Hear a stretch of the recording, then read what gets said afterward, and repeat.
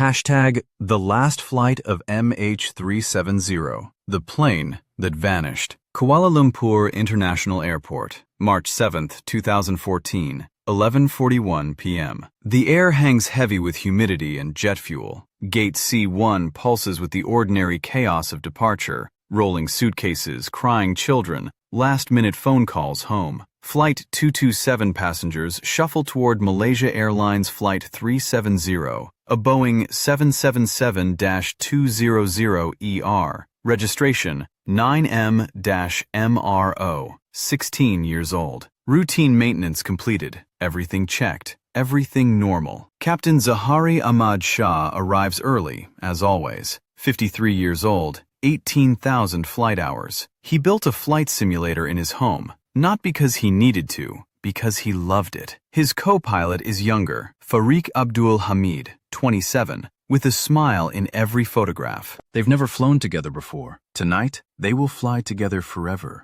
239 souls board the aircraft. They settle into seats that smell of recycled air and plastic. They arrange pillows. They cue their movies. A passenger in 25K texts his girlfriend, quote 0. Another checks her watch, calculating arrival time, already planning tomorrow. 12 crew members move through the cabin, graceful, rehearsed. The safety demonstration begins. Nobody watches. They've seen it before. The oxygen masks, the emergency exits, the life vests under the seats. The plane that will never arrive pushes back from the gate at 12:41 a.m. Runway 32R stretches before them like a river of lights. The engines spool up, that deep, building roar that every traveler knows. The Boeing 777 accelerates. Rotation. The wheels leave the Earth at 12:42 a.m., March 8th. The landing gear retracts with its familiar thunk. Below them, Kuala Lumpur glitters and fades. Above them, darkness and stars. Captain Shah's voice is steady, routine. Good night, Malaysian 370.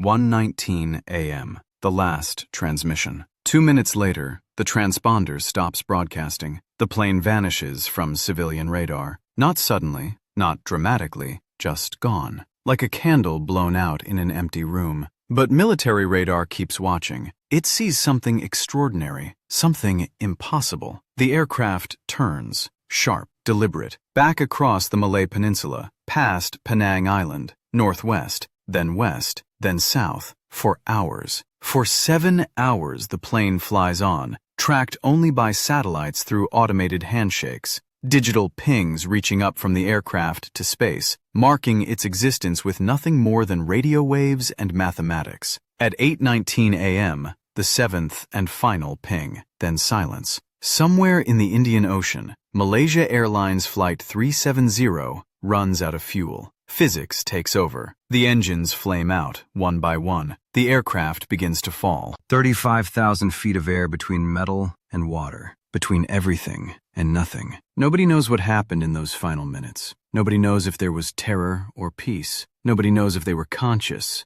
or already gone. The ocean receives the plane and keeps its secrets. The search begins within hours. Ships, aircraft, satellites. 26 countries mobilize. Australia leads the largest search operation in aviation history. They scan the ocean floor with sonar. They deploy autonomous submarines. They find mountains nobody knew existed. They find volcanic ridges and deep trenches. They map an alien world beneath the waves. They do not find Flight 370. Not immediately. Not in a single day. Months pass, then years. Debris begins to wash ashore. A flaperon on Réunion Island, confirmed as from 9M-MRO. A piece of wing on the coast of Mozambique, fragments on Madagascar, on Tanzania. The Indian Ocean current carries the scattered pieces of the aircraft thousands of miles, distributing evidence across an entire hemisphere like clues to an impossible riddle. Each piece is catalogued, examined, analyzed. Each piece tells investigators almost nothing. The theories multiply faster than the facts. Hijacking, pilot suicide, mechanical failure, hypoxia, fire, cyber attack, conspiracy. The need for explanation becomes desperate because humans cannot tolerate mystery, because 239 people cannot simply disappear, because in an age of constant surveillance, of GPS in every pocket, of satellites watching everything, a Boeing 777 cannot just vanish. But it did. Families wait at Beijing Capital International Airport. They hold signs with names. They check their phones again and again. The arrival board changes, delayed, then nothing, then the announcement, then the screaming, then the collapse of reality itself. Parents, children, spouses, friends, their lives split in two, before MH370 and after, forever waiting for an aircraft that will never land. The investigation consumes millions of dollars, thousands of hours, terabytes of data. Experts examine satellite arcs and fuel calculations. They simulate flight paths. They model ocean currents. They narrow the search area to a corridor in the southern Indian Ocean, a zone of emptiness where few ships ever travel, where the water is 3 miles deep, where the sea floor is darkness itself. In 2018, the official search ends. 120,000 square kilometers of ocean floor scanned. Nothing found but the deep and the cold and the ancient sediment of geological time. The aircraft remains lost. But listen, this is not a story about failure. This is a story about the limits of human knowledge, about the places where our technology ends and mystery begins. We've mapped Mars more completely than our own ocean floor. We can see galaxies billions of light years away,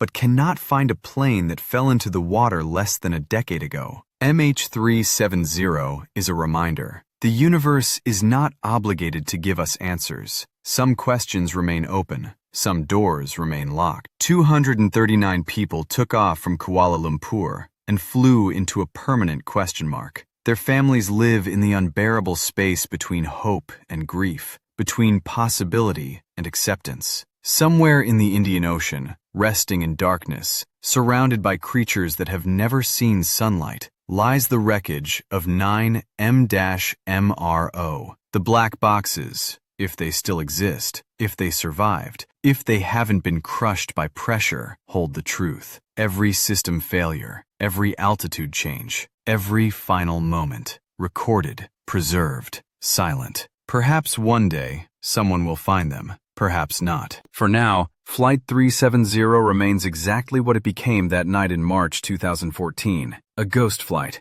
a phantom, a modern myth, a plane that simply disappeared. And in disappearing, it revealed something profound. That for all our progress, for all our satellites and algorithms and certainty, the world still contains mysteries we cannot solve. The Earth still has places where things can be lost, forever lost. The families of MH370 deserve answers. They deserve closure. They deserve to know what happened to the people they love. But the ocean keeps its secrets, and we are left to wonder, to search, to remember. 239 names, 239 lives, one flight, one mystery. The last flight of MH370, the plane that vanished.